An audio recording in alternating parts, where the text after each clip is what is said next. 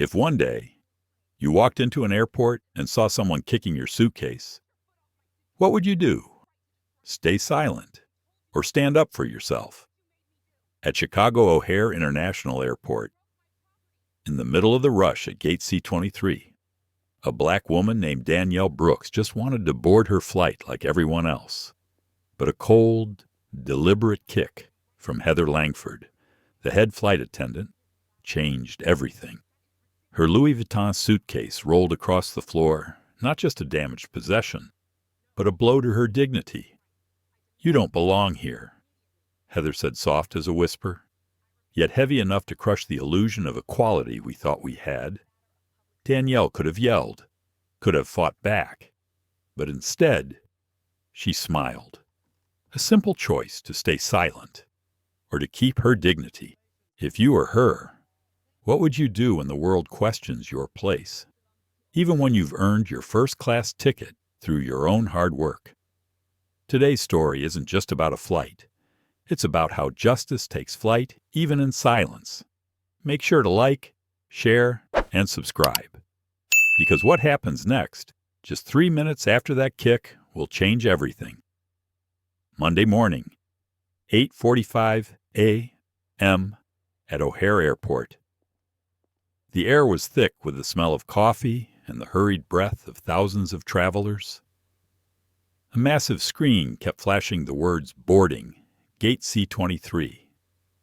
Amid the crowd, Danielle Brooks, a black woman in her early 30s, wearing a beige coat and pulling a slightly worn Louis Vuitton suitcase, walked with calm, deliberate steps. She wasn't the type to attract attention. Her outfit was simple, so much so that most people couldn't guess who she was or where she came from, but her eyes, quiet, steady, and confident, told a different story.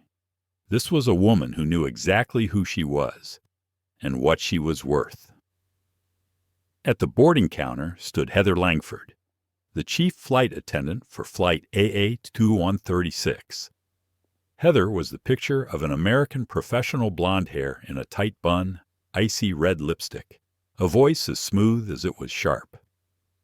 She had done this job for 12 years, and she prided herself on being able to tell at a glance who belonged in first class and who didn't.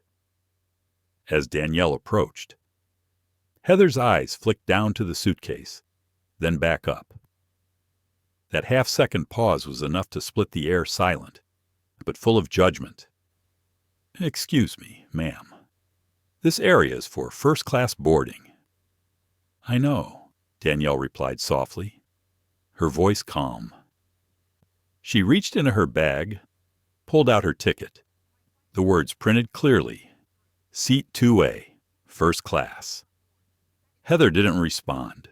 Instead, she took a small step to the side, and her black high heel struck Danielle's suitcase. Whether it was an accident or not, the sound a sharp, hollow clack cut through the noise of the terminal. A few heads turned. The suitcase tilted, then fell. Heather looked at it and smirked. "You don't belong here." No laughter followed, only a moment of silence heavy enough to make the air feel colder. Danielle straightened her posture. She didn't rush to pick up the suitcase. She just looked at Heather, not angry, but impossibly composed. "I paid for my seat." The words came slowly, not as a defense, but as a fact. Heather turned away, but something in Danielle's tone made her pause for a fraction of a second. Danielle then crouched down, lifted the suitcase, brushed off the faint dust from the leather edge, and placed her hand on the handle. No complaint, no reaction, just one step back, giving space to the next passenger, as if none of this were worth her energy. But the witnesses couldn't let it go so easily. A middle-aged man in a gray suit, Marcus Johnson, frowned. A young mother, Sarah Miller, pulled her 2 children closer, silently teaching them a lesson through her eyes. Nobody said a word, but the mood at Gate C-23 had shifted heavier, colder. Heather kept scanning tickets, her voice steady but her hand trembling slightly. Maybe she thought this would be like every other small moment here, then gone, forgotten.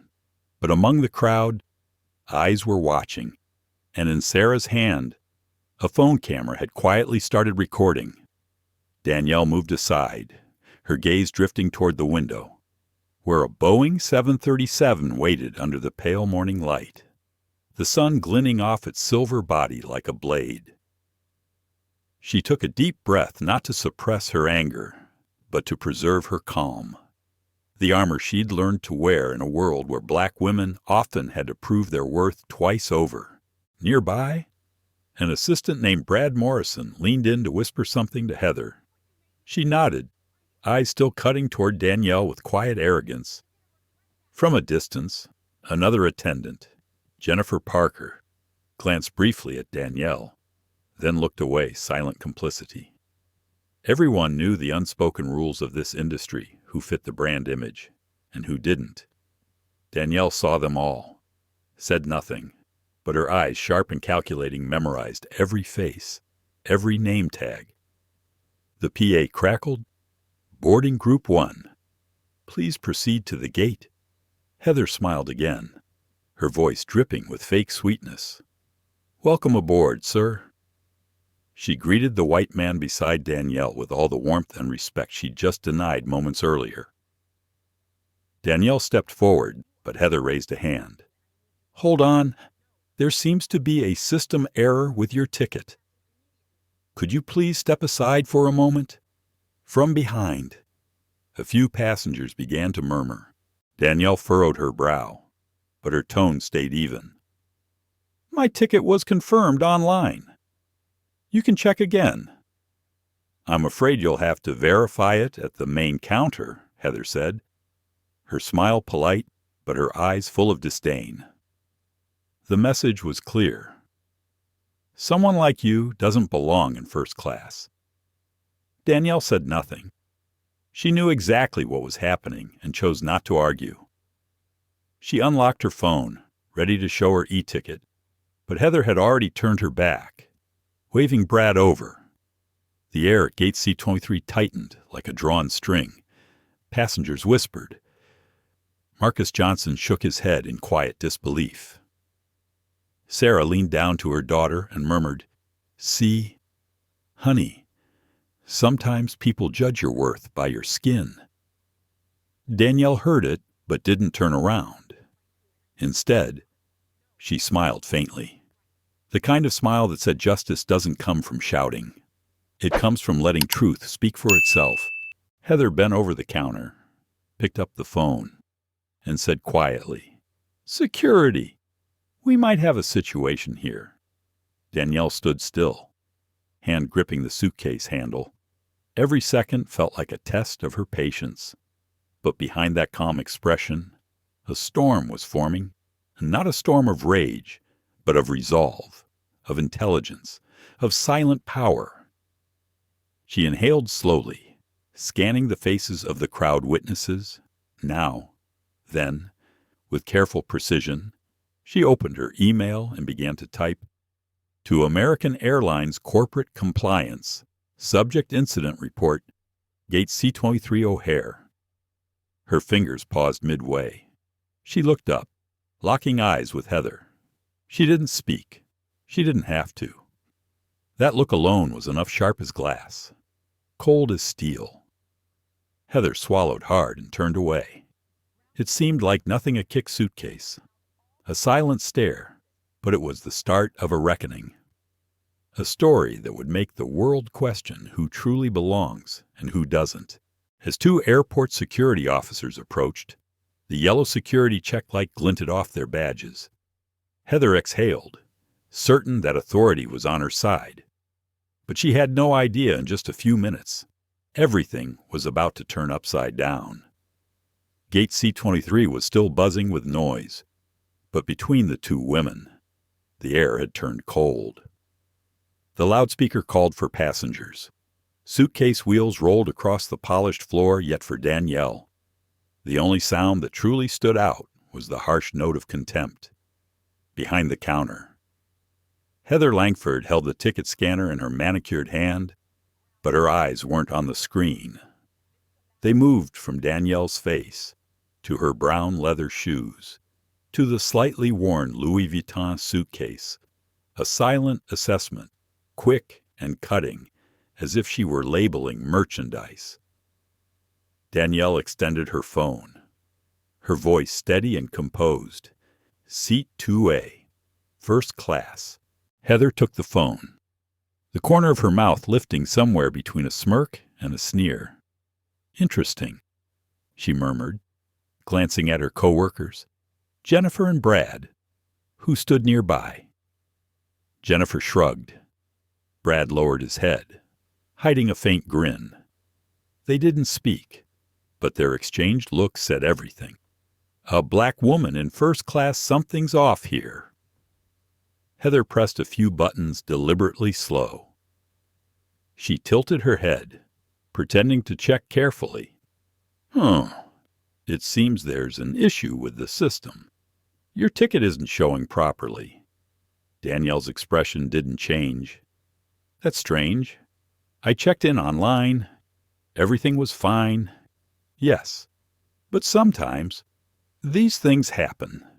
Heather cut in, her tone light but laced with that familiar ring of superiority. She turned to Brad with feigned professionalism.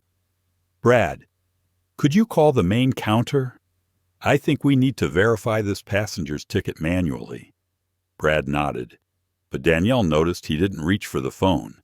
It was theater, a scene replayed too many times, meant to make the wrong kind of passenger wait, stumble, question themselves. Heather leaned forward on the counter, her tone dripping with artificial sweetness. You can wait over there while we check. Or maybe you'd prefer to go back to the main ticketing desk. It's just a short walk. Danielle met her eyes.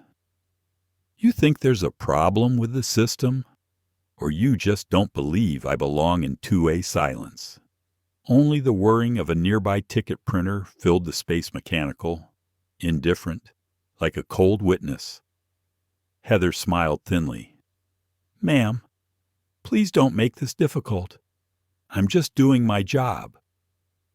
The words landed softly, but Danielle knew better. People like Heather always had armor made of procedure. They never admitted to prejudice. They were just following the rules. Then Jennifer stepped closer, holding the intercom phone. System's fine. Heather, passenger 2A. Confirmed. Her voice was quiet, almost reluctant. Heather shot her a warning glare before turning back to Danielle, her tone now edged with ice. Well, that's odd. Maybe it's been corrected now. She slid the phone back toward Danielle and added, You must have friends in high places. A faint smile touched Danielle's lips, not from amusement, but recognition. Maybe I just work hard for what I have. Heather shrugged, pretending indifference. Next, please. But Danielle didn't move right away. Her gaze swept across the counter, then the crowd. Some passengers watched openly. Others looked away. Their silence weighed heavier than the insult itself because silence was complicity. Danielle stepped aside, pulling her suitcase toward the wall. No one noticed her open her phone, typing a quick note. Gate C23, staff behavior. Time 9:03 OM. Heather watched her from the corner of her eye, a flicker of unease crossing her face. But she brushed it off. She's nobody, Heather told herself. A black woman, dressed plainly. Maybe she'll rant online and then disappear like the rest. Brad leaned toward Jennifer, whispering. She looked calm, too calm. Jennifer replied, half joking, half serious. Yeah, maybe she's used to this kind of thing. Their quiet chuckle carried far enough for Danielle to hear. She didn't turn. Her hand only tightened around the suitcase handle as she stared out the window, where the plane waited on the tarmac. A thought crossed her mind. If I stay silent every time, they'll think I agree. Another voice, the wiser one inside her, answered, No, silence doesn't mean consent. Today, silence will make them listen. Behind the counter, Heather tried to look busy, but every time Danielle's eyes met hers, she felt something unsettling, not anger, but the unnerving calm of someone who sees you completely. A few minutes later, the intercom crackled again. Final boarding call for flight AA2136 to New York. Heather lifted the mic, her voice returning to its polished rhythm. First-class passengers, please proceed to boarding. Danielle stepped forward, silent. Heather scanned her ticket. The machine beeped, confirming it. Have a nice flight, Heather said, her voice stiff. Danielle gave a faint, poised smile. I will. She walked through the gate, the sunlight from the jet bridge washing over her face. Calm, steady, unshaken. Behind her, Jennifer leaned toward Heather. You think she'll file a complaint? Heather shrugged. Let her. They always do. Nothing happens. But this time, they were wrong. At the entrance to the jet bridge, Heather hadn't yet set down her mic when the desk phone rang. Her expression shifted, irritation flickering into unease. On the other end, a cold, clipped voice spoke. This is terminal operations. We need you to hold that flight. Heather froze, and in that moment, she had no idea the little act of arrogance she thought would vanish into routine was about to become a full-blown investigation. Heather rested one hand on the counter. Chin slightly lifted, the posture of someone who believes she owns the space she stands in. Her smile wasn't one of kindness, but of control, the kind you wear when you think the world is working exactly the way you arranged it to. Brad stood beside her, pretending to organize documents but really just sneaking glances at Danielle, as if to reassure himself that she didn't belong here. Jennifer, younger and quieter, watched them both, giving a small shrug, the kind of shrug that says, I'm not part of this, yet makes her complicit all the same. The scene played out like a silent play where everyone knew their part. Heather, the director, Brad and Jennifer, the obliging audience, and Danielle, the only one who refused to perform. She stood still, one hand resting lightly on her suitcase handle, perfectly composed, no anger, no fear, no sign of retreat. Her eyes didn't challenge, they observed. Time seemed to slow. The PA announcements echoed faintly. The squeak of suitcase wheels stretched across the glossy floor. Somewhere, a child cried for their mother. But inside this small bubble at gate C23, Heather, Brad, and Jennifer could hear only one sound, Danielle's silence, a silence that made them uncomfortable. Brad broke it first. Hey, Heather, he said, forcing a casual tone. Maybe she just clicked the wrong ticket type online. Happens all the time. Heather gave a short, cutting laugh. Oh, I'm sure it does.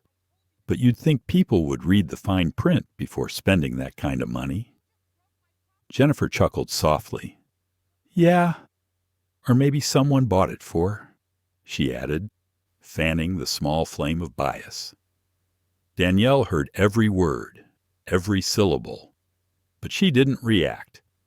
She tilted her head slightly, studying them the way a scientist studies a reaction, detached, analytical.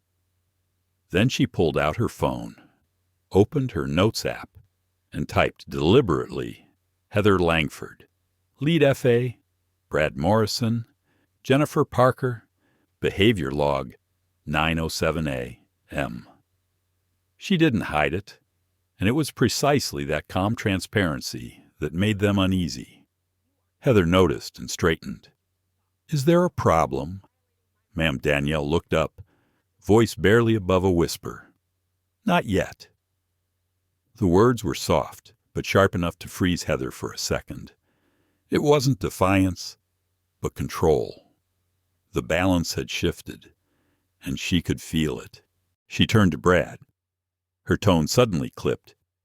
Brad, double-check the manifest list again. Make sure there's no duplicate for seat 2A. Brad pretended to type, dragging it out. They both knew it was pointless. Jennifer stood back, arms crossed, smirking, enjoying the petty theater of power. Every gesture they made followed a rhythm, the rhythm of small authority, the kind that exists only when someone else is beneath you. Danielle watched in silence. No hatred, no pity, only the quiet understanding of how systems protect their own. And a thought crossed her mind. How sad that they don't realize they're being seen not just by me, but by the world. Across the line, a few passengers started to notice. A man whispered to his wife, "Why's she still there? They've been talking to her for 10 minutes. His wife answered softly, "You know why." The air thickened. Brad finally set down his papers. All clear. No issue with the ticket. Heather forced a smile. Well, must have been a glitch. Technology can be so unreliable. Then, turning to Danielle, she added with a half-smile, "You're good to go now," Danielle replied with a perfectly even tone. "Thank you." 2 words calm, balanced, but heavy enough to make Heather feel judged.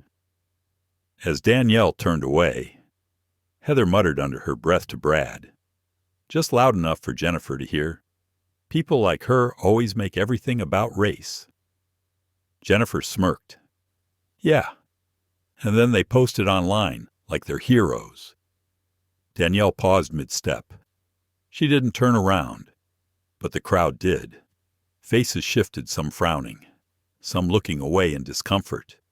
The silence that followed was no longer complicity. It was awakening. Heather didn't notice. She went back to her duties, satisfied believing she'd put someone in their place. But behind the counter, a security camera caught everything: the kick, the sneer, the whispers. In the monitoring room, a security officer leaned forward, eyes narrowing as he replayed the footage. Without a word, he pressed a button tagging the clip. Danielle walked toward the jet bridge, her steps unhurried but steady. She had no idea that her silence had already set things in motion from the watchful eyes of strangers, from that single camera, from the truth that always finds its way out. Heather adjusted her uniform, satisfied. See, nothing happened. Brad didn't answer. He stared in the direction Danielle had gone, something uneasy twisting in his gut. Not guilt, not yet, just the faint sense that something had shifted, something beyond their control. Because sometimes the most dangerous thing in the world isn't anger. It's calmness from someone who knows they already have the power. Down the jet bridge, Danielle paused for a brief moment. Behind her, faint laughter echoed from the counter, fading beneath the sound of airport announcements. She placed a hand over her chest, where a small ID badge rested against her coat, American Airlines Executive Board. Her gaze steadied. The game of power had just begun, but this time, the rules wouldn't be theirs to make the minutes before a flight always have their own rhythm, chaotic but familiar. The voices over the intercom, the hum of suitcase wheels, the cries of children begging for candy. But within that noise, something else spread: a heavy silence, not spoken but felt, the kind that tightens the air without warning. Danielle stepped forward to the boarding counter, where Heather still stood like the self-appointed gatekeeper of a world she believed she controlled. Beside her, Brad played his role as the silent accomplice, his eyes saying what his lips wouldn't. "She doesn't belong here." Heather looked up as Danielle approached. Her tone wasn't loud, but it carried a sharp edge. Each word clipped with authority. Back again. Let's make sure everything's finally in order." Danielle handed over her phone. The e-ticket glowed clearly on the screen. Seat 2A, first class. Heather scanned it. The machine beeped the universal sound of clearance. That should have been the end of it, but Heather didn't move. Her lips curved, her gaze lowering ever so slightly. Just curious. She paused deliberately. Did someone gift you this ticket? The world seemed to stop for a moment. A few passengers nearby heard it. A white woman frowned. A man in a business suit looked up from his phone. The question sounded polite, but everyone knew it wasn't. It was a sugar-coated blade, a way of saying, you couldn't possibly afford this yourself. Danielle stood a little taller. No smile, no frown, just quiet strength. No, I bought it. Myself. Heather pressed her lips together, pretending to nod, but her eyes betrayed her discomfort. She hadn't expected that calm answer, a soft blow that turned her own insult back on her. Brad tried to smooth things over, forcing a grin. Oh, we didn't mean anything by it. We just don't see many, first-time flyers in first class. That was worse. Polite prejudice, dressed up as small talk.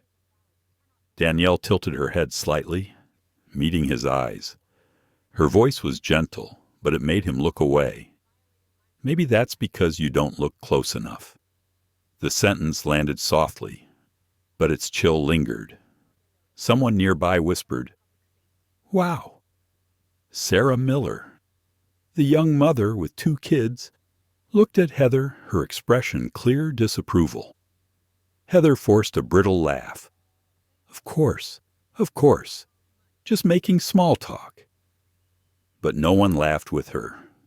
Even Brad stayed silent, staring down at the counter. Danielle slid her phone back into her bag and said quietly, "Small talk usually doesn't involve questioning someone's place." The air thickened. A nearby agent glanced over, but quickly looked away, that practiced kind of silence people use when they'd rather not get involved. Heather cleared her throat, trying to reclaim professionalism. "Please proceed. Ms. Brooks." Danielle nodded. She rolled her suitcase through the scanner, the green light reflecting across her composed face. No hurry, no defeat, only control. As she walked on, Heather turned to Brad, lowering her voice. "See what I mean? They're always so sensitive." Brad shrugged, half uneasy. "Yeah, but she handled it better than I expected." The words made Heather's brow twitch. Better than I expected. A small crack in her armor of arrogance. Danielle heard it. She didn't stop, but a quiet smile appeared, not for them, but for herself. Inside the plane, passengers were settling in. A maintenance worker spoke with the pilot near the cockpit. Danielle found her seat 2A by the window and lifted her suitcase into the overhead bin with calm precision. Heather passed by, her eyes brushing over Danielle as if to remind her who was in charge. Brad followed, checking luggage, avoiding her gaze, unease creeping up on him. He knew they'd crossed a line, but in a system where small injustices happen daily, people learn to call them routine. Danielle sat down and opened her phone, typing into an unsent email. "Incident continues. Same staff. Hanine, 14A, NIM. Recorded remarks imply racial bias." She didn't hit send. She was just collecting truth, not for revenge, but for record. From her seat, she watched Heather, now smiling at another passenger, a white man in a crisp suit. That smile was softer, warmer, professional, a performance of kindness that made the contrast painfully clear. Danielle said nothing, but inside her, something shifted. Not anger, resolve. At the gate, Sarah turned to Marcus Johnson, the man who had been watching since the beginning. "You saw that too." "Right." "Every bit of it," he replied, his tone steady. "And I'm not letting it slide this time." Neither of them knew that above them. A security camera was watching too, recording every word, every glance, every smirk. The truth was waiting quietly, like a storm gathering strength. As Danielle settled into her seat, the cabin door still open, she could feel the shift outside eyes beginning to turn toward her, no longer out of curiosity, but solidarity. And somewhere in that terminal, a phone camera was rolling, capturing everything. The wave hadn't hit yet, but there was no stopping it now. The atmosphere at Gate C-23 had shifted since Heather's last question. No one said a word, but something was moving quietly, steadily in the eyes of those who had seen it. A silent awakening, the kind of realization that grows not from noise, but from witnessing something wrong. Danielle sat calmly in a chair near the boarding gate, laptop open on her knees. Her eyes were fixed on the screen, but her attention drifted elsewhere, scanning the room, feeling its pulse. She could sense it, the quiet before a moral storm. Across from her sat Marcus Johnson, the black man in the gray suit. He'd been scrolling through emails moments ago, but after hearing Heather ask, "Did someone gift you this ticket?" his focus had shattered. He closed his laptop, laced his fingers, and watched. He'd seen scenes like this before, too many times, but something about this one felt different. Maybe it was Danielle's silence, not a silence of submission, but of strength, a silence so composed that it made those who caused it start to question themselves. A few rows over, Sarah Miller, the young white mother with 2 kids, tried to distract her son with a snack, but the boy kept asking Mom. Why did that lady say that to her? Sarah hesitated. She didn't know what to say. She looked at Heather's tight, practiced smile, and then at Danielle's calm, unshaken expression. And in that moment, Sarah knew what she had seen wasn't right. For the first time, she pulled out her phone, opened the camera, not to cause trouble, but because something in her gut told her this moment needed to be remembered. The lens pointed quietly toward the boarding counter. Heather and Brad continued their work, unaware that every movement, every look, every word now lived inside dozens of glowing screens. Some passengers pretended to scroll through their phones, but were secretly recording. A middle-aged white man near Marcus whispered, "That didn't sound right, did it?" Marcus answered, voice low but firm. "No, it didn't. And it never does." He didn't raise his voice, but the clarity in his tone carried. People nearby turned slightly, listening. Sarah lowered her phone, whispering to him, "Do you think someone should say something?" Marcus glanced from Danielle to Heather. "Not yet. Sometimes silence makes the noise louder." Sarah didn't fully understand what he meant, but she felt the weight of it, a kind of patience carved by years of enduring things that shouldn't be endured. The air thickened. A group of young travelers a few seats away started murmuring. That's the first-class passenger they were giving a hard time to. Right. Yeah. She handled that better than anyone I've seen. The whispers spread not loud, but sharp enough for Heather to feel them like pins against her skin. She could tell the crowd's energy had changed. Their stares weren't casual anymore. They were judging. Heather bent over the desk, pretending to double-check the manifest. Brad, more nervous than before, scanned the terminal. "They're recording," he muttered. Heather hissed back, "Let them. I did nothing wrong." But inside, she knew the truth that every look, every whisper now cut deeper than any camera lens. Marcus crossed one leg over the other, leaning back slightly, eyes locked on Heather. He murmured to Sarah, "This is how things change. Not by shouting, by watching." Sarah nodded, holding her phone steady. She didn't know who would see the footage, or where it would end up, but she knew this much: if someone tried to deny what happened, she'd have proof that it did. Danielle stayed silent. She didn't look at the crowd, didn't acknowledge the growing attention. Her stillness carried power. The more composed she became, the smaller everyone else seemed. Her calm was a mirror, and in it, people saw their own shame. Her phone buzzed softly, but she didn't check it. She simply sat, breathing evenly, the embodiment of quiet dignity. A little girl tugged at her mother's sleeve. "Mommy, is she in trouble?" Sarah smiled faintly. "No, honey, she's doing the right thing." The intercom chimed. "Flight AA2136 boarding will be delayed for a few minutes." Heather gripped the microphone, her voice tight but composed. "Ladies and gentlemen, please remain seated. We're sorting a minor issue." But even she knew this minor issue had grown beyond her control.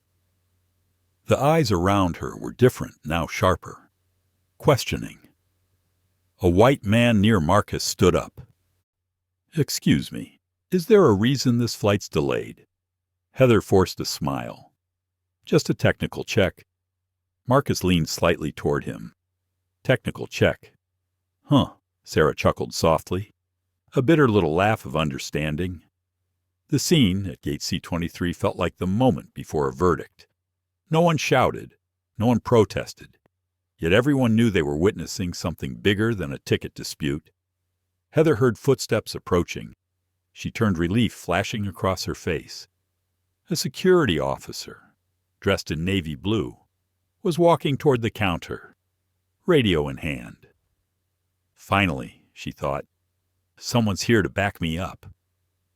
But as he stopped in front of her, Danielle lifted her gaze, calm and unblinking. She exhaled slowly, like someone who already knew what was coming. The officer's boots halted at the counter. Heather straightened, certain that help had arrived.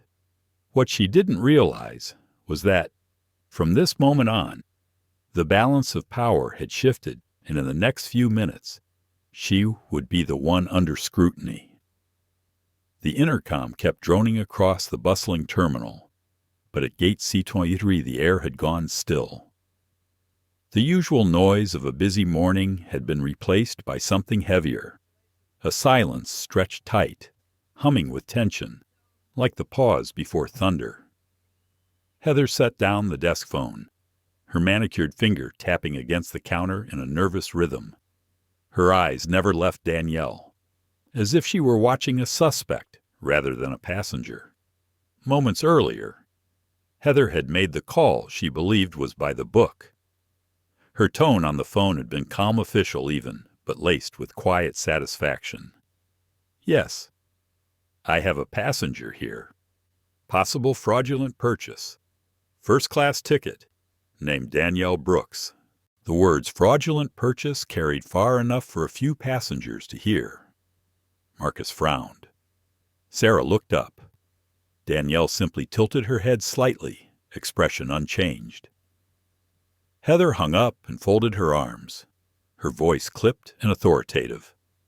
"Security will be here shortly. Ma'am, please stay where you are." It was the voice of someone giving an order, but Danielle didn't move, didn't shrink. She sat upright, shoulders square, her expression calm, like she was waiting for a meeting to begin, not an interrogation. Marcus leaned toward Sarah. "She just called security on her." Sarah's whisper came out sharp with disbelief. "For what?" "Having money." Heather heard them, but pretended not to. She turned to Brad, her tone commanding. "Make sure she doesn't board. We'll sort this out." Brad hesitated, voice barely steady. "Heather, are you sure this is necessary?" Heather shot him a cold look. "I'm following procedure." "You should, too." Danielle watched. No notes, no protests, just quiet observation. Every word, every glance, every smirk, she recorded it, not with a pen, but with precision. They were writing her report for her, and they didn't even realize it. Minutes later, 2 airport security officers approached the counter, uniforms crisp, name badges gleaming Officer Peterson and Officer Williams. They stopped, scanning the scene with a mix of professionalism and uncertainty. Heather straightened, relief flickering across her face as she pointed. "That's her, the passenger in question." Peterson nodded and stepped forward. "Ma'am, can we have a word?" Danielle looked up. Her tone was polite but steady, practiced, almost surgical. "Of course. But first, could you tell me your names and titles? Please." Peterson blinked, thrown off not by the question, but by the confidence behind it. "Officer Peterson, Airport Security." Danielle turned to the second man. "And you, Officer Williams?" She nodded, then calmly pulled out her phone. Without hesitation, she snapped a photo of their name badges. Then she turned to Heather. "You two, please, for my report." Heather froze, incredulous. "Excuse me, I'd like to include the names of everyone involved," Danielle replied gently. "Transparency is important, isn't it?" Behind her, Brad and Jennifer exchanged uneasy glances. The script had changed, and they knew it. Heather forced a thin smile. "You can take it up with customer service later. For now, please comply." "Oh, I am complying," Danielle said softly. "Just making sure the record's complete." She took another picture, this time of the desk phone Heather had used, the internal call number still glowing on the display. Her movements were deliberate, precise, each one loaded with quiet power. Peterson cleared his throat. "Ma'am, we've received a report about a possibly invalid ticket purchase. Could we verify your information?" Danielle opened her wallet and handed over her passport and e-ticket, her hand steady. "You can verify it with the airline system. Everything's there." Peterson checked the data. Williams leaned over the screen, scanning carefully. Then Peterson looked up at Heather. "It matches." Heather frowned. "Check again." She could have. Peterson interrupted. "Firm and final. It's valid. Ma'am." Silence. The kind that makes time slow. Heather's composure wavered, color rising to her cheeks. Danielle's tone stayed soft, but each word landed like a gavel. "Since the accusation was made publicly, I'll need a formal statement for the record. Could you confirm your department's procedure for false reports?" Both officers exchanged a glance. They understood instantly this wasn't an ordinary passenger. "From the waiting area," Sarah whispered to Marcus. "She's not scared at all, because she's not the one in trouble anymore," Marcus replied quietly. Heather forced a brittle laugh. "Look, this is all a misunderstanding." Danielle tilted her head. "It usually is until someone writes it down." She typed quickly on her phone. The screen glowed with a new draft email. "Subject incident report, Gate C23. O'Hare Airport details. False accusation of fraud. Unprofessional conduct by staff." She didn't send it. She didn't need to. The sight of that email alone made Heather's confidence falter. Brad stood behind her, silent, his face pale. Jennifer stared blankly, realizing the balance of power had flipped completely. Peterson's tone softened. "Ma'am, you're clear to board. I'm sorry for the inconvenience." Danielle smiled, calm, assured. "I understand. Thank you for doing your job." She rose smoothly, adjusted her coat, then looked Heather in the eye. "And you, Ms. Langford, I suggest you write a report as well. You'll need it." No one laughed. No one spoke. Only the intercom cut through the air. Final boarding for flight AA2136. Danielle wheeled her suitcase forward, each step deliberate, steady as justice itself. As the boarding doors opened, Officer Peterson glanced back at Heather, as if wanting to say something, but all he did was shake his head.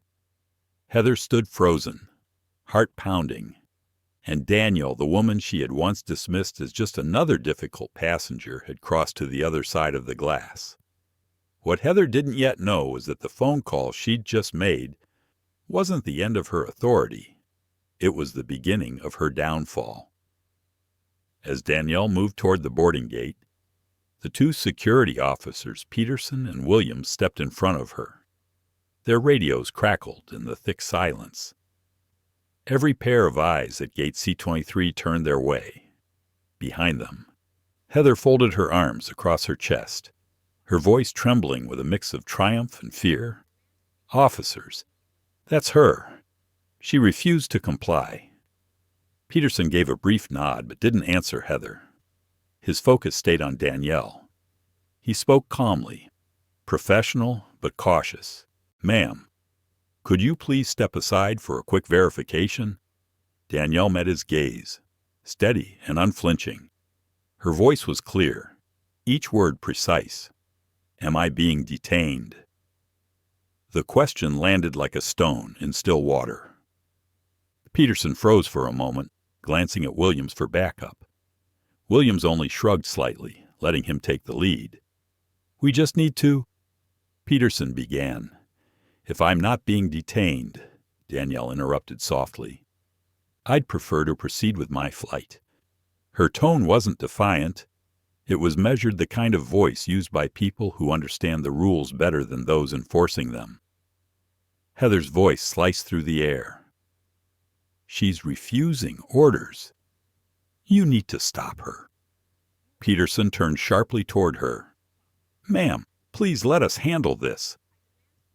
There was a flicker of irritation in his tone now, not toward Danielle, but toward the person who had dragged him into a mess that didn't feel right. Danielle stayed still, composed. Then she pulled out her phone, opened the voice recorder, and lifted it slightly wordlessly, reminding them that everything was being documented. Williams sighed. "Look, ma'am, it's just a standard check. The report says there was an issue with your ticket." "A false report," Danielle replied. "Filed by an employee who's already been documented for misconduct. But please, continue." Her calmness disarmed them. Peterson blinked, studying her closely. Something in her presence, the quiet authority, the precision, felt familiar. He'd seen it before, in executives, in lawyers, in people used to being the ones giving direction. He nodded slowly. "Understood. Could I see your ID once more?" Danielle handed him her passport, her Diamond Tier membership card, and her e-ticket confirmation. Peterson scanned them carefully. Within seconds, his handheld screen flashed green. He turned to Williams. "Everything matches. She's clear." Heather leaned forward, desperate. She could have hacked the system. "You don't know." Danielle looked at her, tone still light but razor sharp. "You just accused me of fraud. Now hacking. You might want to consult your company's legal department before continuing." A few passengers chuckled quietly. The sound rippled through the gate. Heather's face turned crimson. No one stepped in to defend her. Peterson exhaled, his voice now tinged with regret. "Ma'am, I believe there's been a misunderstanding. You're free to board." Danielle inclined her head slightly. "Thank you, officer. I appreciate your professionalism."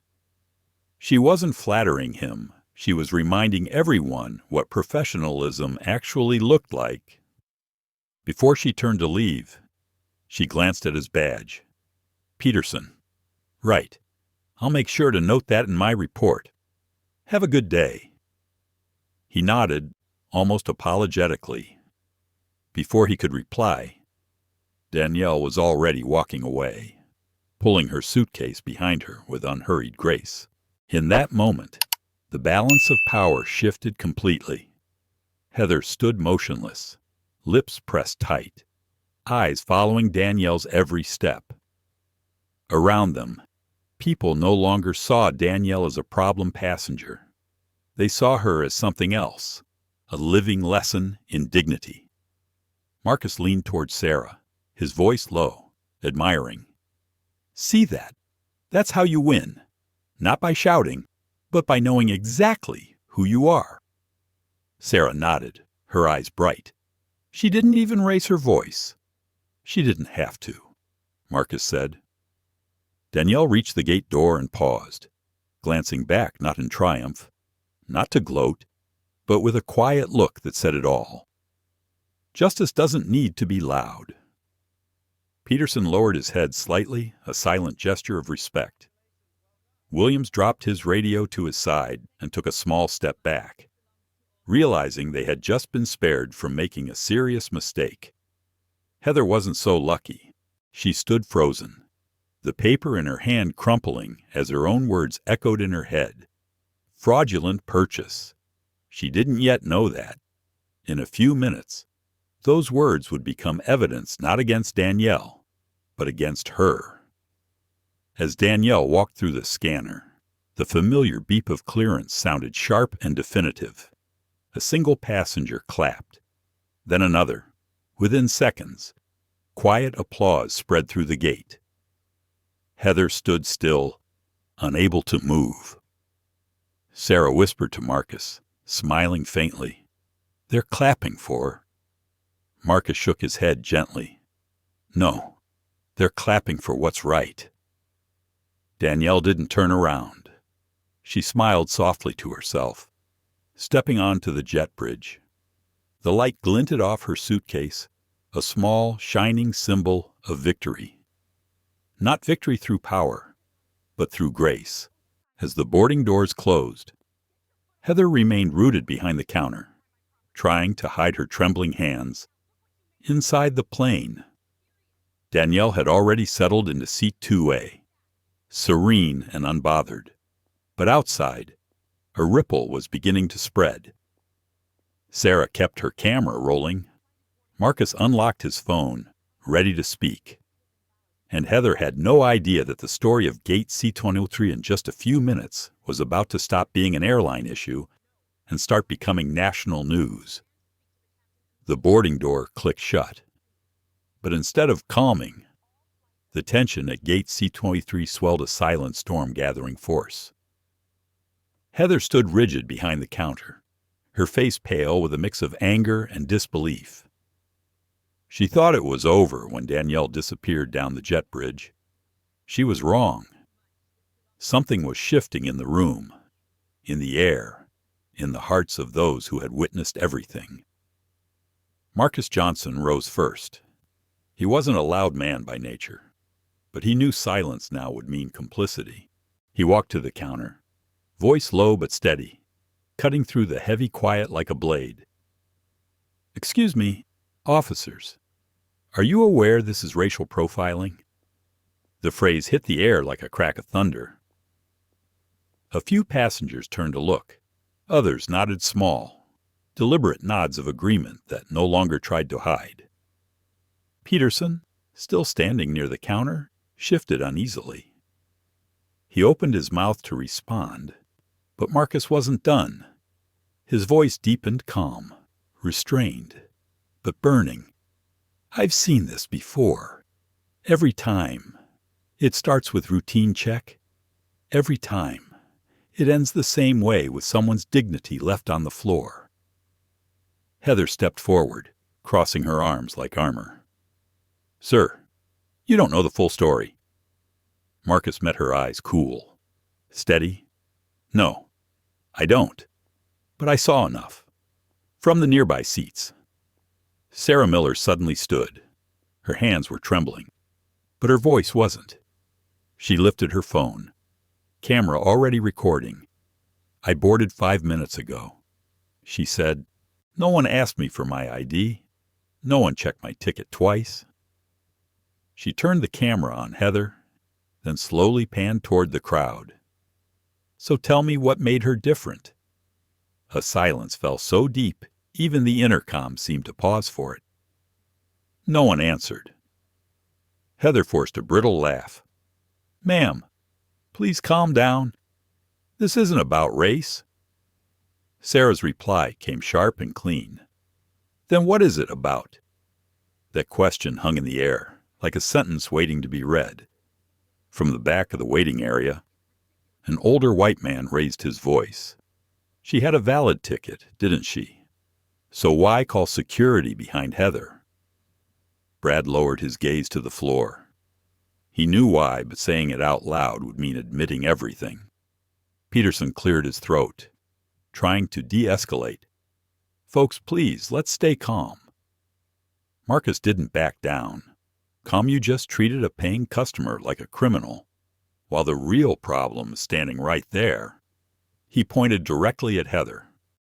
The crowd murmured, voices rising like sparks. A woman near the back spoke softly, but her words carried, "He's right. She was rude from the start." Another added, "I thought I was the only one who noticed."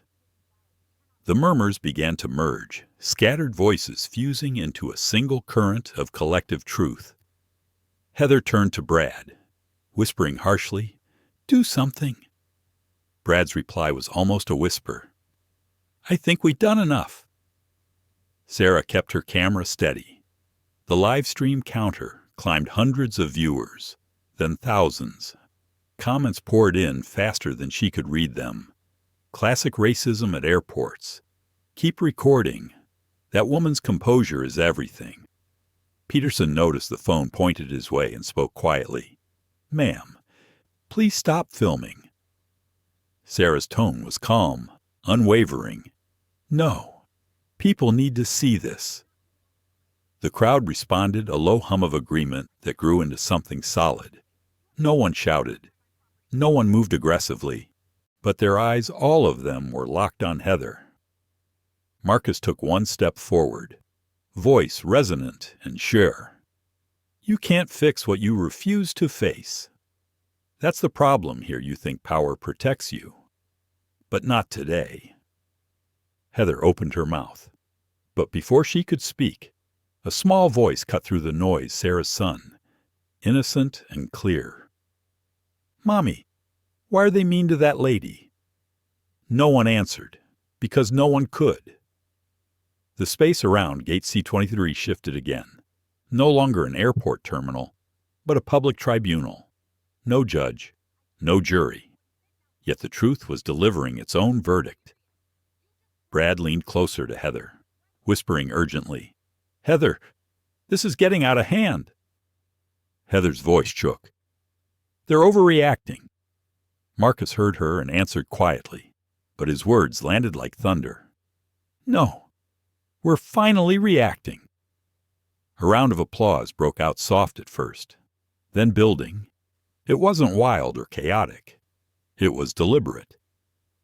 Sarah lowered her phone, eyes wet but shining. She whispered to no one in particular. "Sometimes the most powerful thing you can do is witness." Marcus nodded beside her.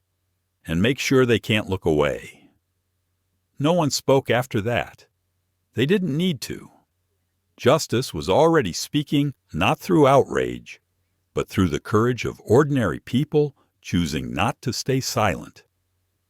Then came the sound: click, click, click, firm footsteps echoing down the corridor. Every head turned. A woman in a gray tailored suit approached, posture commanding, heels striking the tile with precision. Her badge caught the overhead light. Janet Kowalski, Terminal Operations Manager. Heather exhaled in relief, whispering under her breath, "Finally." But what she didn't yet realize was the person walking toward her wasn't coming to rescue her. She was walking in to deliver judgment, and the fate she was about to decide wouldn't just belong to a passenger, but to Heather herself. The sharp click of heels echoed across the polished tile, each step heavy with authority. The crowd turned. Janet Kowalski, Terminal Operations Manager, appeared like a cold front sweeping into a heated storm. Her platinum hair was pinned tight, her gray suit flawless. her posture radiating a kind of discipline that came from years of commanding rather than listening. Heather straightened instantly, relief washing over her face. "Ms. Kowalski." "Thank God you're here." This passenger, Janet raised a single hand, a signal that ended conversation before it began. Her eyes swept across the gate, cool and precise, before landing on Danielle Brooks, who stood quietly beside her suitcase. Calm and composed. "Let me handle this," Janet said. Her tone was smooth, deliberate, and icy. It was the voice of someone accustomed to ending chaos with control, not compassion.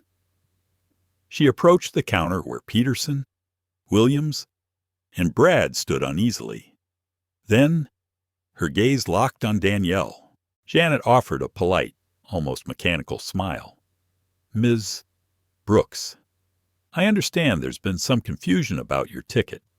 Danielle's voice was calm, faintly weary. No confusion, just poor behavior. Janet's brow arched, unaccustomed to correction. "Well, our crew followed standard protocol. However, to avoid further delay, I can offer you a seat in economy, and we'll refund the difference." The words were soft, but they landed like an insult. Marcus shook his head slowly. Sarah's eyes widened. It wasn't an offer, it was an eviction dressed as courtesy. Danielle studied her, not with anger, but with measured clarity. "You're suggesting I leave the seat I paid for because your staff couldn't handle my presence there." Janet's tone hardened. "I'm suggesting we resolve this quickly and professionally." The word professionally hung in the air like a bad joke. A ripple of murmurs ran through the crowd. Sarah lifted her phone again, whispering, but loud enough for the mic to catch. "She's trying to downgrade her." "Unbelievable." Janet heard it. Her eyes snapped toward Sarah. "Cold as glass. Ma'am, filming in restricted boarding areas is prohibited." Sarah didn't flinch. So is discrimination. The words hit harder than a shout. Janet hesitated just for a breath, the first crack in her composure. Silence filled the gate again, the kind that amplifies every heartbeat. Janet turned back to Danielle, lowering her tone quieter, but sharper. "Ms. Brooks, please understand I'm trying to be reasonable. If you choose not to cooperate, I'll have to ask you to exit the terminal." Danielle didn't move, didn't blink. When she spoke, her voice was steady and controlled, every syllable deliberate. And what happens when a manager threatens to remove a paying customer without cause? Janet froze. Danielle continued, calm as ever. "You call that reasonable. I call it retaliation." The silence was absolute. Even the air conditioning seemed to pause. Marcus stepped forward half a pace. "Ma'am, you might want to think twice before doubling down on this." Janet turned sharply toward him, her expression cold. "Sir, this doesn't concern you." Marcus gave a faint, knowing smile. "It does now." Peterson spoke then, voice quiet but firm. "Missa Kowalski, with all due respect." The ticket was verified. Twice. Janet's gaze flicked toward him, a wordless warning. He stepped back slightly, jaw tight. She inhaled sharply, gathering what was left of her authority. "We can't delay the flight any further. Either you take the economy seat, or we reschedule you on the next available plane." Behind her, Heather exhaled, half relieved, half terrified. She thought Janet was defending her. She didn't yet realize that coldness wasn't protection. It was indifference. Danielle glanced around at the faces watching her. Marcus, Sarah, the strangers who were no longer strangers. People who had seen enough. Then she spoke soft but absolute. "No. Ms. Kowalski, I'll take the seat I bought." Her words fell like a gavel. Janet opened her mouth, but before she could respond, Sarah's voice rose from behind. "You can't force her to move.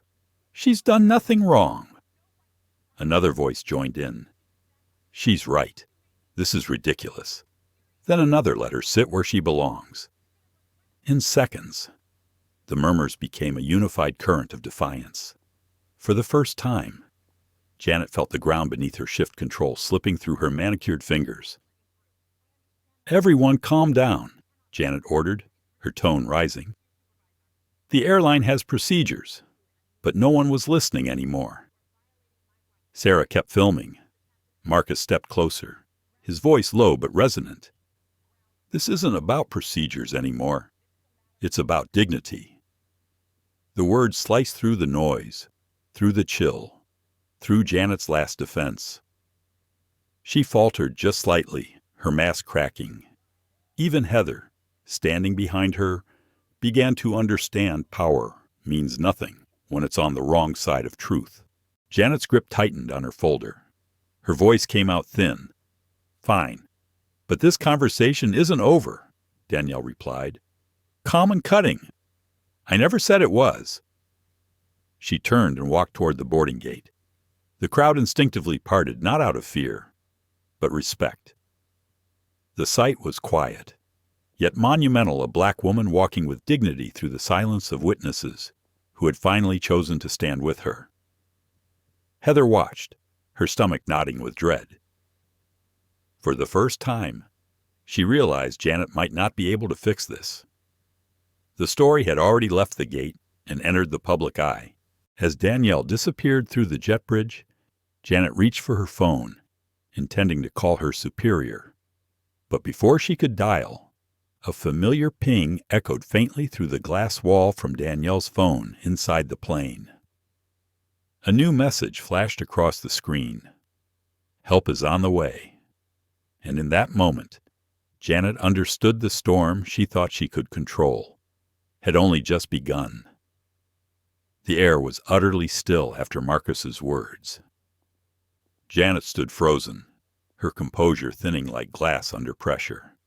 Heather scanned the room, searching for support, but found none. Those who once looked away now sat silent, not with indifference, but with anticipation. And then there was Danielle. She stood by the boarding door, one hand resting on her Louis Vuitton suitcase, her gaze steady on the two women who had tried to humiliate her. In that moment, she no longer looked like a passenger waiting to board a plane. She looked like someone ready to redefine what power really meant. Her voice came calm and clear. "What you're doing is discrimination." It wasn't loud, but it carried centuries of weight, the echoes of every injustice born in silence. The words struck the air like a verdict. Janet forced a stiff smile. "Now, Ms. Brooks, that's a serious accusation." Danielle tilted her head slightly, her faint smile cold and cutting. "I know exactly how serious it is." Then, before anyone could react, Danielle reached into her bag and pulled out her phone. She didn't look at anyone as she dialed. Her tone, when she spoke, wasn't pleading. It was authoritative, the tone of someone accustomed to issuing directives, not begging for help. "Yes, this is Danielle Brooks. I'm at Gate C-23 O'Hare. There's been an incident, racial misconduct from airline personnel. Please notify legal and media relations. Help is on the way." She ended the call. Silence followed. No one knew who she had called, but judging by the color draining from Heather's and Janet's faces, everyone knew it wasn't someone ordinary. Heather was the first to break. "You called... who?" "Exactly." Danielle didn't answer. Her steady gaze made Heather feel as though she was the one about to be interrogated. Janet tried to regain control, her tone sharp but trembling underneath. "Ms. Brooks." "I don't appreciate threats," Danielle replied instantly, her calmness more intimidating than anger. "It's not a threat. It's accountability." the crowd murmured. Sarah leaned toward Marcus, whispering, "She's not just any passenger." Marcus nodded slowly. "No, she knows exactly what she's doing." Peterson, the security officer, quietly stepped back, unwilling to be part of what was no longer a security issue, but a public relations disaster waiting to unfold. Janet straightened her shoulders, clinging to what little authority she had left. "Ms. Brooks, calling outside parties doesn't change our process." Danielle's smirk was almost pitying. "Oh, I'm not trying to change your process. I'm about to review it." Then she turned toward Sarah. "Thank you for recording. Ma'am, please don't delete that." Sarah nodded instinctively, clutching her phone tighter. Heather's composure cracked. "You think because you have a fancy bag and a few connections, you can..." Danielle cut her off, her voice suddenly firm enough to slice through the noise. "Heather Langford." Heather froze. Danielle's tone dropped, steady and sharp as a blade. "Senior flight attendant, 10 years with the company, 2 unresolved customer complaints in the last year. Would you like me to keep going?" Heather went pale. No one understood how Danielle knew, but she did. Janet turned toward Heather, her eyes narrowing. "Is that true?" Heather stammered. I don't know how she..." Danielle shifted her gaze back to Janet, her voice cutting but composed. "You see, Ms. Kowalski, when people like you rush to defend misconduct, they forget to ask whether the person they're defending is even worth it." The terminal fell utterly silent. Even the airport announcements faded into background static. Janet drew a shaky breath, trying to salvage her dignity. "Ms. Brooks, I think we're done here. Please board your flight." It sounded like surrender dressed up as authority. Danielle smiled faintly, not triumphant, but almost disappointed. "I was planning to..." She rolled her suitcase forward, stopping just long enough to stand inches from Heather. Her voice softened, but her words hit like thunder. "You never know who's sitting in first class. Do you..." Heather's lips trembled. As Danielle disappeared into the jet bridge, Janet turned to Brad, her last remaining ally. "Brad, contact corporate immediately. We need to get ahead of this." Brad hesitated, his voice quiet, almost apologetic. "I think it's too late for that." "Ma'am, people are already posting." Janet's head snapped up. Everywhere she looked, phones, recording, streaming. The story was no longer hers to contain. Sarah lowered her camera, murmuring under her breath, "Help is on the way." She wasn't bluffing. Marcus nodded, a quiet, knowing smile crossing his face. "No." She was announcing. Heather sank into a chair, her hands clutching her head. "Who is she?" she whispered. Janet didn't answer. Her gaze drifted toward the window, where Danielle's plane sat bathed in silver light, engines humming. The reflection of the aircraft gleamed across the glass, a cold, metallic reminder that power, once misused, cuts deep. Janet didn't yet know that in just a few minutes, her phone would ring a call from the one office every airport manager dreads headquarters. As Flight 245 taxied down the runway, Janet's phone buzzed. A single message appeared on her screen, simple, devastating. "This is from the CEO's office. Ms. Brooks requested a full report on your conduct. We'll be in touch." Outside the glass, the plane carrying Danielle Brooks lifted gracefully into the sky, leaving behind not just a gate number, but a lesson carved deep into the conscience of everyone who witnessed it. Power means nothing when it forgets respect. It seemed like everything had calmed down after Danielle walked through the boarding gate. But silence, sometimes, is just the pause before the storm hits. Within minutes, Gate C-23 turned into a stage no one expected to stand on. Janet Kowalski was desperately trying to regain control, barking into her headset for the internal communications team to contain the situation, but it was far too late for containment. Across the waiting area, Marcus Johnson opened his phone and went live. His tone was calm, too calm, the kind of calm that commands attention. "We're at Gate C-23 O'Hare International. A paying passenger was just accused of fraud because she's black. The staff called security on her for sitting in first class." He didn't raise his voice, didn't dramatize. That restraint made his words hit harder. Within moments, the live viewer count jumped 200, 1,000 doors, then 5,000 doors. Nearby, Sarah Miller still held up her phone, her voice trembling but steady. "I'm a mama too. I saw everything. No one should be treated this way, not for their color, not for their clothes."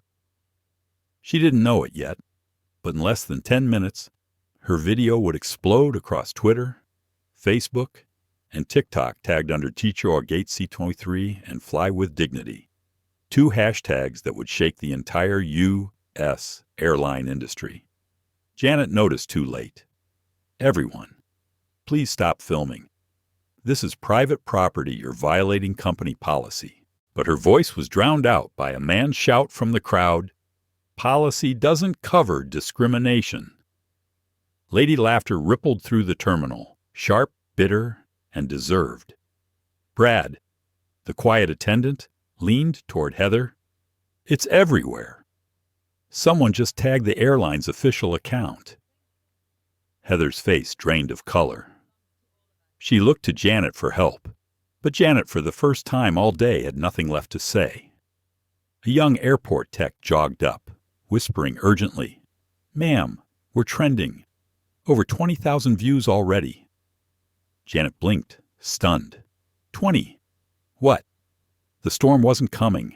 It was here, on Sarah's phone. The comment feed exploded. "This is America, 2025, and this is still happening. Proud of that woman for staying calm. They picked the wrong passenger to mess with." And then one comment changed everything. "Danielle Brooks. Isn't she the CEO of American Airlines?" It was a lightning bolt through a sky already charged with electricity. Sarah gasped, her hand trembling. She's the CEO." Marcus smiled faintly. "Not surprised. I figured nobody that calm is just another passenger." Janet still hadn't heard. She was too busy trying to salvage order. "Folk, please return to your seats. This misunderstanding will be handled internally." That word "internally" sparked fury. A man shouted from the back, "Internally. That's what you people always say when you want to bury the truth." The crowd roared its agreement. Janet's command collapsed under the weight of her own authority. Heather shrank against the wall, avoiding every eye in the room. She could feel it. Every look was a verdict. A few terminals away, local news crews were already rushing toward C-23. The words "incident at O'Hare" were spreading through aviation channels and newsroom group chats. One young staffer whispered to Janet, pale and nervous, "Ma'am, Fox News just called PR. They want a statement." Janet turned away, her lips trembling but speechless. Meanwhile, Marcus kept streaming. His voice was measured, heavy with meaning. "You see, this isn't just about one rude employee. It's about a culture, one that lets small acts of disrespect grow into public humiliation. But today, people saw it. The world saw it." Sarah panned her camera toward the crowd. A few people clapped softly, not out of anger, but out of belief.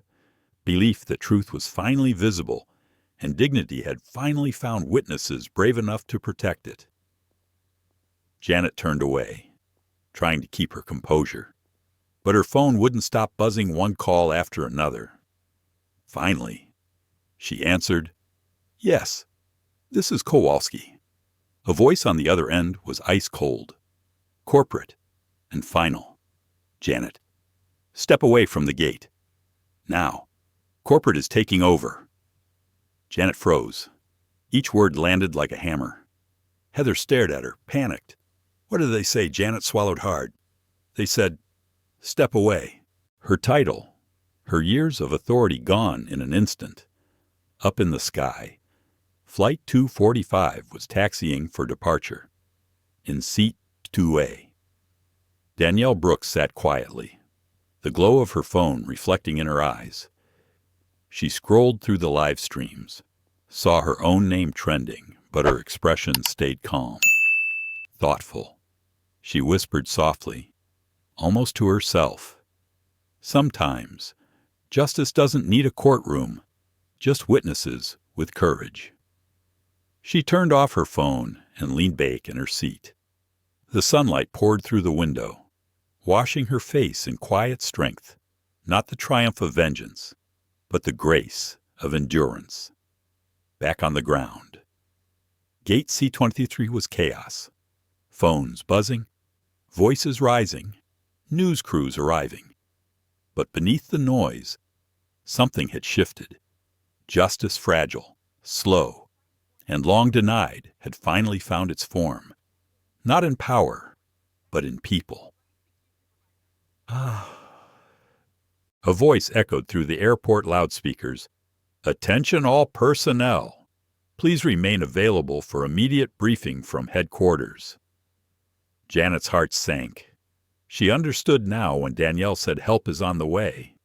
It wasn't a warning, it was prophecy. And now, help had arrived, but not for her. The air around the boarding area was so heavy it could have been cut with a knife. The hum of airport chatter, the murmur of cameras recording, the muffled overhead announcements, all of it blended into a tense, grainy silence. Then, a new voice broke through the loudspeaker. Attention all staff, urgent operational matter. Please remain at your stations. It sounded routine, but Janet Kowalski went pale. That tone, deep, precise, official, was one she recognized. It didn't come from airport control or local management. It came from headquarters. Her phone buzzed. A special internal code flashed across the screen, one reserved only for senior command. Her hands trembled slightly as she answered, Kowalski here. A man's voice. Cold and exact, replied Janet. Step away from the gate immediately. You and your staff are to cooperate fully with the incoming investigation team. She froze. Investigation? What's this about? I was handling. The voice cut her off, firm and final. This incident involves a corporate-level personnel. Do not engage further. Janet's breath caught. Corporate-level personnel. Her mind raced, but no scenario she imagined could explain this. Heather looked at her, panicked. What? What's going on? Janet didn't answer. She turned toward the glass wall where Danielle Brooks was calmly stepping back into the gate area, phone still in hand. There was something in Danielle's eyes, a stillness that made Janet instinctively step back. For the first time, she felt it, the fear that comes when power meets its reflection. Danielle stopped in the center of Gate C-23 and turned to face them all. Her voice was calm, clear, and carried like a quiet bell. Since everyone seems confused, let's clarify this right now. She tapped her phone a few times. The screen lit up, reflecting the fluorescent light above, and there it was. American Airlines, CEO dashboard user Danielle Brooks. The world seemed to freeze. Heather sank into her chair, legs weak. Brad's mouth fell open. Sarah, still recording, trembled, whispering, Oh my God. Marcus only smiled, softly, knowingly. Janet didn't move. Her lips parted, but no sound came out. Every ounce of authority she'd carried, every confident command evaporated in seconds. Danielle spoke again, her tone calm but cutting. I didn't want to make a scene, but you made one for me. She turned to Heather, her expression not angry, just profoundly disappointed. You looked at me and saw what you wanted to see, not who I am. Then she faced Janet. And you defended it. Janet tried to speak, her voice breaking. Ms. Brooks, I had no idea, Danielle interrupted softly. That's the problem. Ms. Kowalski, you never asked. A ripple of whispers moved through the crowd. Sarah whispered, She's really the CEO. Marcus nodded slowly. She doesn't need to shout to be heard. Janet tried again, her tone desperate. If I'd known Danielle's gaze hardened like polished steel, would you have treated me differently if you knew Janet's knees weakened? Heather bowed her head, tears starting to fall.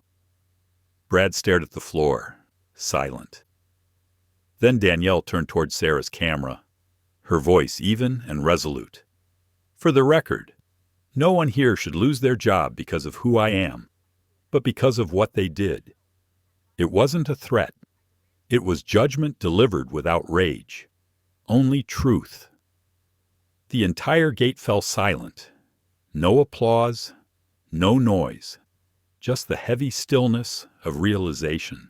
An older man in the back slowly removed his cap, as though he'd just witnessed a trial where justice finally walked in, no judge, no jury, just truth. Janet turned away, her eyes wet, voice trembling. Brooks. Danielle's reply was soft, almost kind. It's not me you owe an apology to.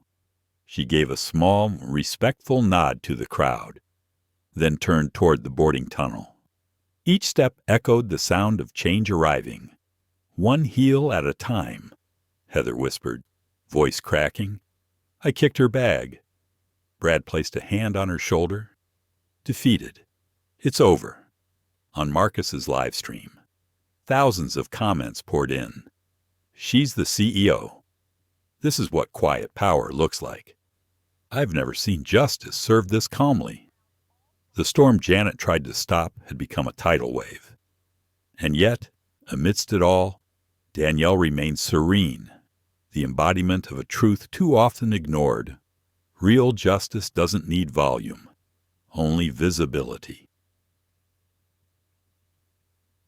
Inside the airport's executive operations room, a man strode in. David Morrison, regional executive of American Airlines.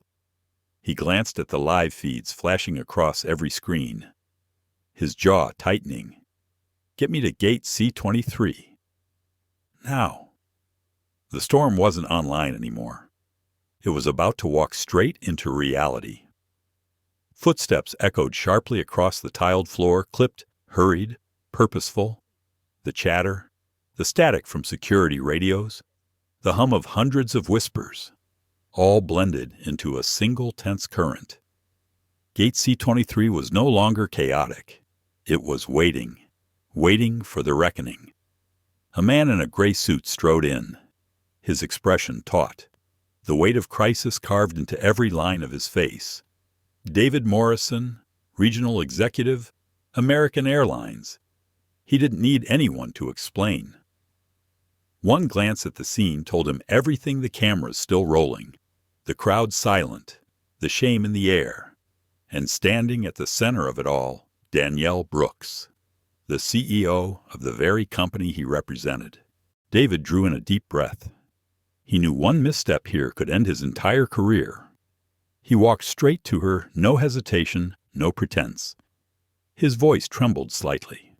Not from fear of the woman before him, but of the truth that had already outpaced him. Ms. Brooks, He stopped, swallowed, then continued, his voice low, heavy. I'm deeply sorry. Danielle stood still. The harsh white light from above outlined her face not in anger, but in exhaustion, the quiet fatigue of someone who had lived this scene too many times before. Her voice came steady, unshaken. This isn't about me, David. The crowd went silent again. It's about respect. For everyone. The words floated, soft, but sharp, slicing straight through every person within earshot. Heather bowed her head, tears spilling freely. her fingers twisted together, desperate for words that wouldn't come. Brad stared at the floor, his chest tight with shame. Janet's hands trembled as she gripped her now silent phone. Her face, once composed, had gone ghost pale. Sarah, the young mother who'd recorded everything, slowly lowered her phone. Tears streamed down her face as she whispered, almost reverently, "That's what leadership looks like." Marcus smiled faintly from the back. Not with gloating, but with peace. He knew justice had finally arrived, not with shouting, but with presence. David lowered his head, voice rough with guilt. "Ms. Brooks, on behalf of everyone here, I take full responsibility. I'll make sure this never happens again." Danielle nodded slightly, then turned her gaze toward Heather and Janet. "You don't need to apologize to me," she said quietly. "Apologize to the people you thought were beneath you." Heather's voice cracked, broken between breaths. I was wrong." "I didn't think," Danielle interrupted gently, but firmly. "That's exactly the problem. Heather, you didn't think you assumed?" A long, painful silence followed. Janet turned away, her tears finally falling. For the first time in years, she felt the full weight of accountability, not as a manager, but as a human being who had failed to see. Marcus stepped closer, resting a hand on Sarah's shoulder. His voice was low, almost reflective. "You know, there's something beautiful about this moment." Sarah looked up at him, eyes red. "Beautiful." He nodded. "Yeah. Because sometimes the world has to crack before people can see what's broken." The silence deepened, broken only by the distant roar of a departing plane, a haunting reminder that life moves on, but none of them would ever be the same again. David turned to his PR team as they arrived, their faces tight with panic. No statements yet, no excuses. "Just the truth," Janet whispered hoarsely. "What's going to happen to us?" David looked at her, not cruel, but resolute. "Accountability. Janet, starting now." Then he turned back to Danielle, voice soft but sincere. "Ms. Brooks, I promise you this will change how we train, how we lead, and how we see people." For the first time that day, Danielle smiled small, tired, but real. "Then it's not a waste." She stepped forward, scanning the faces before her. The crowd, once restless, stood still, humbled. Then someone began to clap. One pair of hands, then another, and another. The applause spread, slow and steady, not for spectacle, not for victory, but for truth. Sarah cried openly. Marcus smiled quietly, as if watching the world stitch itself back together one heartbeat at a time. Danielle gave a small bow, then said softly, her voice barely above a whisper, yet clear enough for Sarah's camera to catch, "Every flight should take people somewhere better, not just in miles, but in how we treat each other." The applause grew louder, rolling through gate C-23 like a wave of light. No one there would ever forget that sentence. As the crowd slowly dispersed, David gestured for Janet and Heather to follow him. From down the concourse, a team of legal and corporate representatives approached the kind of group that never arrived unless real consequences were coming. Danielle watched them go, silent, thoughtful. This was no longer about her. It was about a system finally forced to look at itself. And as she stepped out into the afternoon light, the words, "American Airlines," gleamed across the glass above her, reflecting in her eyes, calm and resolute. The storm had passed, but its rain would cleanse the sky for a long time to come. That afternoon, Gate C-23 had finally gone quiet.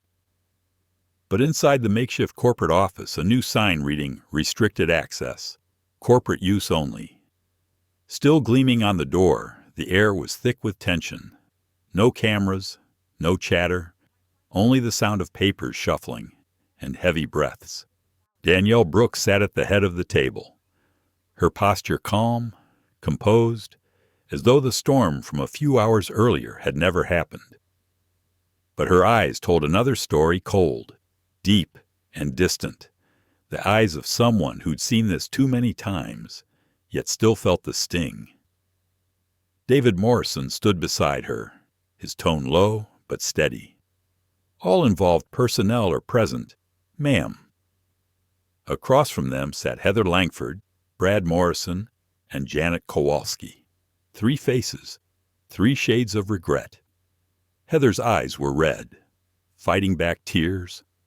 Brad's gaze stayed fixed on the floor, and Janet, once the commanding voice at Gate C23, sat pale and silent, her knuckles white from gripping the table's edge. Danielle flipped through a few pages of a report, then spoke, her tone measured. Precise, no anger, no theatrics. "Let's be clear. What happened today wasn't a mistake. It was a mindset." She paused, letting the words land, then looked up one face at a time, not with fury, but with disappointment. "You didn't just humiliate a passenger," she continued. "You humiliated the values this company stands for." Heather broke first. "Ms. Brooks, I swear." "I didn't mean to," Danielle cut in, soft but sharp. "You did mean to. You just didn't think there'd be consequences." Silence fell again. Brad exhaled shakily. Janet's hands trembled. Danielle nodded toward David. He opened a folder, voice calm but final effective. Immediately, Heather Langford, Brad Morrison, and Janet Kowalski are hereby terminated from employment with American Airlines, without severance pay. The words struck like a gavel. Heather's sob turned audible. Janet froze. Brad blinked rapidly, as if the world had just dropped out from under him. David continued quietly. "You are instructed to surrender your ID badges and company devices before leaving this building." The sound of plastic clinking against wood 3 ID cards laid down was the only noise in the room. Danielle looked at them again, her voice softening slightly, though her conviction didn't waver. "I didn't come here to humiliate you. Life already did that the moment you chose arrogance over empathy." She rested a hand lightly over her chest. "You treated me this way because you thought I was powerless. But I wasn't the one who lacked power, it was you. Because real power isn't in a uniform, or a title, or a desk, a breath. Then quietly, it's in how we treat people." The words hung there still, unmovable. David, who'd known Danielle for over a decade, nodded slightly. He understood she wasn't speaking just to them, but to every employee who'd ever forgotten what their job truly meant. Heather whispered through tears, "Ms. Brooks, please. I've worked here for 18 years. I've given my life to this airline." Danielle's voice softened, but her eyes stayed steady. "Then you should have remembered that this airline runs on people, not flights." Janet finally spoke, voice cracking under the weight of shame. "You don't know what it's like, Ms. Brooks, to be judged every day by passengers, to be yelled at." "Belittled," Danielle interrupted, calm yet piercing. "Oh, I do. I just never let it turn me cruel." The words cut deeper than anger ever could. Janet broke down, head in her hands. David stepped aside, letting Danielle close this chapter. She inhaled, then spoke slowly, not as a CEO, but as a teacher.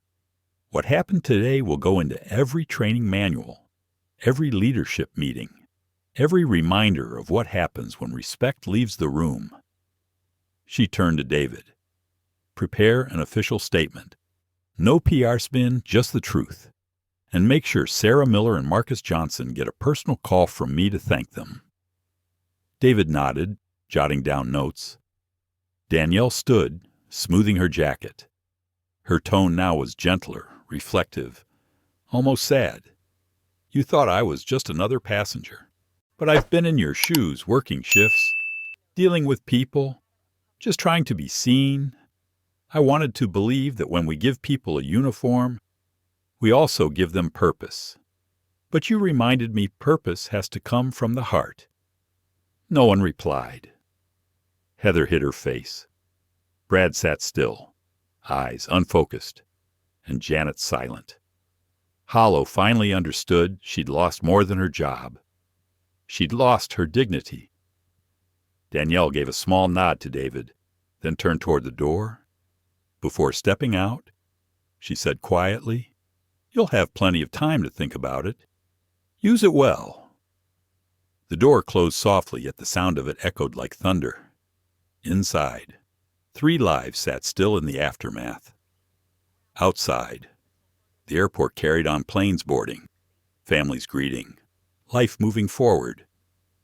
When Danielle stepped into the terminal, a few passengers recognized her. Sarah stood nearby, eyes still red from earlier. As Danielle passed, Sarah whispered, "Thank you." Danielle smiled gently. "No." "Sarah, thank you. You gave the truth a voice." Marcus nodded respectfully, arms crossed. "You changed more than a flight today, Ms. Brooks." Danielle smiled faintly, weary but warm. "Maybe. Or maybe the flight just reminded us where we're supposed to be heading."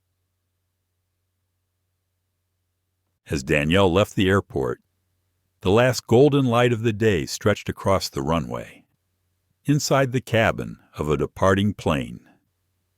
A calm voice came over the intercom. "Ladies and gentlemen, welcome aboard American Airlines." And somewhere, in that quiet peace, a new chapter began not just for the airline, but for everyone who had ever forgotten that respect, like flight, begins by lifting others first. 3 days had passed since the Gate C-23 incident, but in the modern world, 3 days can feel like 3 years long enough for a single story to shake an entire system. That morning, the Texas sun blazed bright, but outside American Airlines headquarters, a sea of reporters, cameras, and news crews filled the courtyard. Inside, the atmosphere was still, charged with expectation. Danielle Brooks stepped out from backstage dressed in a simple navy suit, elegant yet understated. No makeup, no showmanship, only the calm strength of a woman who didn't need either. No music played, no dramatic lights, only the hush of hundreds waiting to hear what would follow the media storm.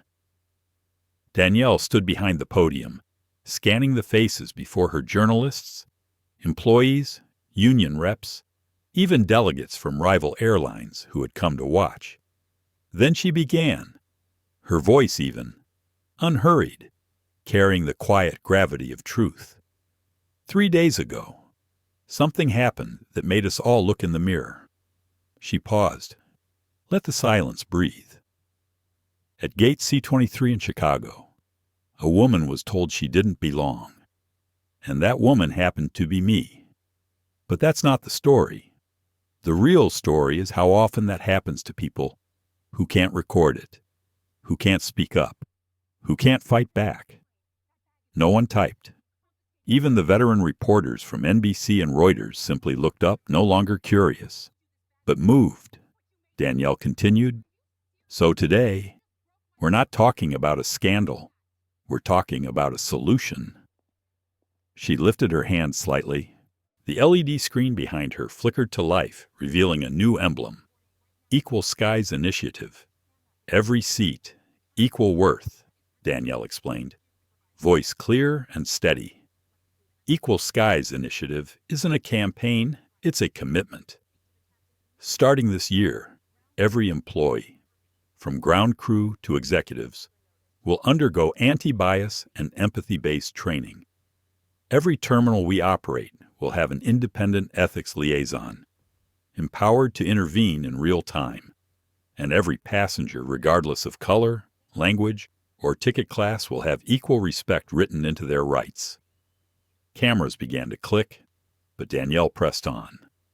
We'll also launch an independent oversight board not managed by the airline, but by the people's civil rights experts, psychologists, and former flight attendants who know what compassion looks like when the world is watching and when it isn't. From the front row, David Morrison nodded slowly. He knew she wasn't just protecting the brand, she was redefining what human-centered aviation meant. A reporter stood. "Ms. Brooks, is this a response to public backlash?" Danielle smiled faintly. "No, this is a response to conscience." The room erupted in applause, not polite, but heartfelt. When it quieted, she continued, "When we fly, we don't just carry passengers. We carry stories of mothers, veterans, teachers, and children chasing their first dream. And every one of them deserves to land with dignity." In the corner of the room, Sarah Miller, the young mother who had filmed that day's events, sat quietly, tears in her eyes. Beside her, Marcus Johnson leaned forward and whispered, "She's not just leading a company. She's leading a generation." Danielle ended her speech with quiet conviction. Equality isn't something we write in a memo. It's something we show at the gate, every day. From this moment on, American Airlines will not just fly people, we will lift them. The applause that followed shook the walls long, rolling, sincere, as Danielle stepped down from the stage. Major news networks flashed the headline, "American Airlines CEO launches Equal Skies. Initiative, a movement for fairness, takes flight." Within hours, Delta, United, and JetBlue each released statements announcing similar programs. The hashtag, #ForEqualSkies, swept across social media not as marketing, but as a movement, a declaration that respect has no class division. In the days that followed, the Washington Post and the New York Times profiled Danielle Brooks as the face of quiet leadership, a woman who didn't retaliate with anger, but with change. Meanwhile, in a closed meeting on the 12th floor of the Fort Worth headquarters, David Morrison entered with a tablet full of social reports. He smiled faintly as he handed it over. "We didn't just save the brand. Danielle, we changed the conversation." Danielle looked up, her tone gentle, certain, good, because it was never about the brand. It was about the people who fly under it. She turned toward the window, where the Texas sky stretched wide and blue. An American Airlines plane soared through it, now carrying not just passengers, but a promise. That evening, as Danielle exited the building, a young reporter approached, voice trembling. "Ms. Brooks, do you ever regret what happened that day at Gate C-23? Danielle paused, then smiled softly. "No, because sometimes it takes turbulence to remind us why we fly."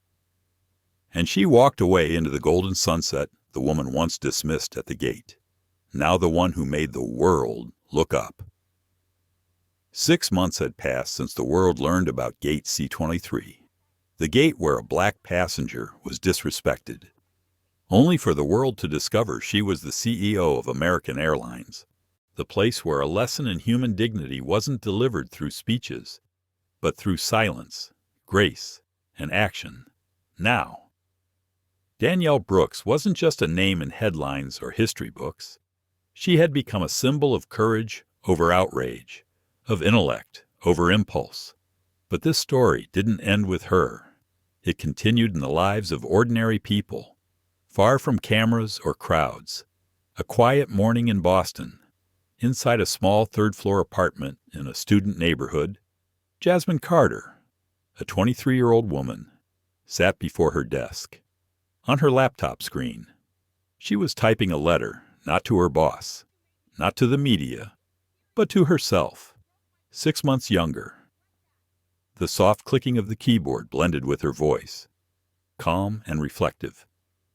If someone had told me 6 months ago that a video from an airport could change the way I see the world, I would have laughed.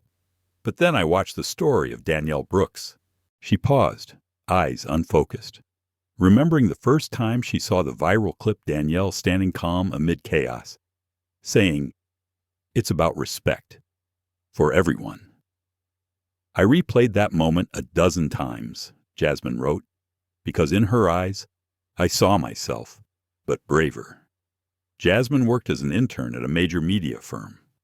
For months, her supervisor had dismissed her piling work on her shoulders, taking her credit and brushing off her ideas with patronizing smiles.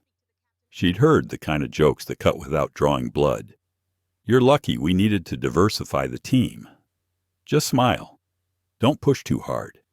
Men in the room don't like that." Before, Jasmine would have forced a laugh and moved on. But not this time. She remembered Danielle's words from an interview. "When you stay silent, you teach people how to treat you." That sentence lodged deep in her chest. So Jasmine started documenting everything: messages, assignments, inconsistencies, not for revenge, but for truth. The day she filed her internal complaint, her hands shook so hard she dropped her pen. But she signed anyway, not out of anger, but out of respect for herself. 3 weeks later, the investigation ended. Her manager was suspended. The company issued a formal apology and reinstated Jasmine on the national creative campaign where she had belonged all along. She didn't cry. She didn't gloat. She simply exhaled the kind of relief that comes when justice, however small, finally breathes. Tour. That afternoon, she opened her inbox. A new message appeared. Subject from the desk of Danielle Brooks. "Thank you." It was a letter from the CEO herself sent to those who had shared their stories after the Equal Skies initiative went global. One line, in particular, made Jasmine stop. Gate C-23 wasn't where I was humiliated. It was where justice was witnessed. If you've ever been disrespected, remember dignity doesn't need to be given. It only needs to be protected. Jasmine smiled. Sunlight streamed through her window, touching the poster on her wall, an image of Danielle standing at the gate, phone in hand. Beneath the words, "Every seat, equal worth." That evening, Jasmine turned on her camera. Her hands trembled, but her voice was steady. "I'm not a CEO. I don't have thousands of followers. I'm just a young black woman learning not to let fear teach me how to live. Danielle Brooks didn't just show me that justice exists. She showed me it starts with us." She looked straight into the lens, eyes bright with resolve. If you see someone being disrespected, silenced, or pushed aside because of who they are, don't look away.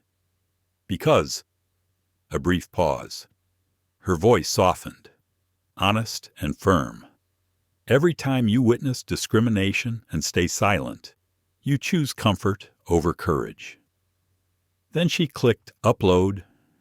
A week later, the video had millions of views. Not because Jasmine was famous, but because her sincerity spoke for countless silent hearts. Across the country and beyond, others began to speak up. A nurse documented unequal treatment among colleagues. A driver shared a story of being denied service for having a non-American name. A teacher defended a student bullied for his accent. The movement was no longer corporate. It was human.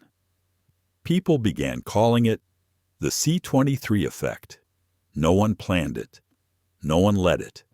But kindness, once awakened, always finds its way to fly. In her sunlit office at American Airlines HQ, Danielle Brooks closed her laptop after watching Jasmine's vlog. For a moment, she sat quietly, her reflection merging with the screen. When Jasmine's voice echoed her own words spoken months ago at that fateful gate, Danielle smiled. A small, proud smile. David Morrison walked in, noticing. "Another story about C-23, he asked. Danielle shook her head, her voice serene. "No, David, this isn't about C-23 anymore. It's about every gate, everywhere." She turned toward the window. Outside, a plane ascended into the blue spring sky, cutting through the clouds like a promise fulfilled. Danielle spoke softly, almost to herself. As long as one person chooses courage over comfort, the sky will always be equal. The story, Flight Attendant Kicks Black CEO's Bag. 3 minutes later. She's fired on the spot isn't just about racism. It's a mirror reflecting how people choose to respond when faced with injustice. Danielle Brooks, the woman publicly humiliated that day, didn't let anger lead her. She didn't shout, didn't retaliate, didn't use power to strike back. Instead, she chose wisdom over confrontation, dignity over revenge, and that calm, that quiet strength was what made an entire system bow its head. In life, we can't control how others treat us, but we can always control how we respond. Whenever you're looked down on, remember silence isn't weakness. If it's the silence of someone who knows their worth. Justice doesn't always arrive with noise or anger. Sometimes it comes through grace, composure, and an unshaken sense of self. Danielle's story reminds us that every human being, no matter their color, career, or position, deserves to be treated with respect. And each of us, when we witness injustice, can choose courage over comfort, fairness over indifference. Because true justice isn't something we wait for. It's something we create. Thank you for being part of this journey, a journey of morality, awareness, and compassion. If you believe the world needs more stories like this, please like, share, and subscribe. So together, we can keep writing new chapters of justice quiet, powerful, and real.